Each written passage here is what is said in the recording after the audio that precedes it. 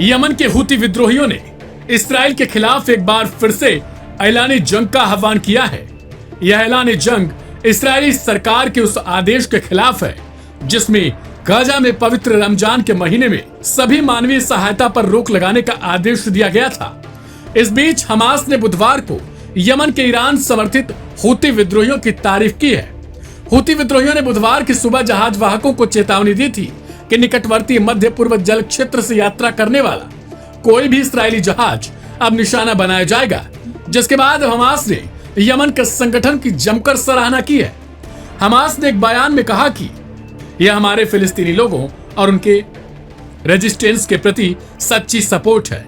यह गाजा की घेराबंदी को तोड़ने के लिए इस्राएल पर दबाव डालता है। हमास ने कहा, हम अरब और मुस्लिम दुनिया के देशों साथ ही दुनिया भर के सभी आजाद लोगों से आह्वान करते हैं कि वे जायोनी कब्जे और उसके समर्थकों पर दबाव बनाने के लिए अपनी प्रभावी कार्रवाइयों को तब तक तेज करें जब तक कि आक्रमण समाप्त न हो जाए, गाजा पर घेराबंदी समाप्त न हो जाए और मानवीय सहायता हमारे घिरे हुए लोगों तक न पहुंच जाए।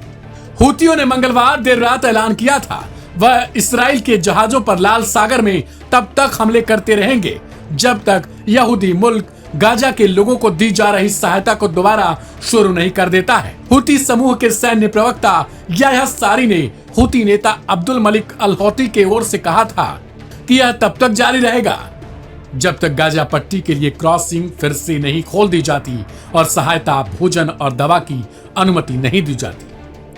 हालांकि इस बयान के बाद से इस्राएल की ओर से अभी तक कोई तात्कालिक टिप्पणी नहीं की गई है। इस्राएल से किसी भी अधिकारी ने कुछ नहीं कहा। गौरतलब है कि इस महीने की शुरुआत में इस्राएल ने गाजा पट्टी में आने वाली सभी सहायता को रोक दिया था और युद्ध में संवेदनशील सीज फायर वाली डील को आगे नहीं बढ़ाने पर हमास को परिणाम भुगतने की चेतावनी दी थी। युद्ध विराम के दूसरे चरण को शुरू करने के लिए बातचीत जारी है। इस कदम की अंतर्राष्ट्रीय स्तर पर तीखी आलोचना हुई क्योंकि युद्ध से पहले भी गाजा में रहने वाले 2 मिलियन से अधिक फिलिस्तीनी अंतर्राष्ट्रीय सहायता पर ही आश्रित थे। यह अंदाजा लगाया जा सकता है कि युद्ध के बाद आखिर कितने फिलिस्तीनी बाहरी सहायता पर जीने को मजबूर हो गए होंगे।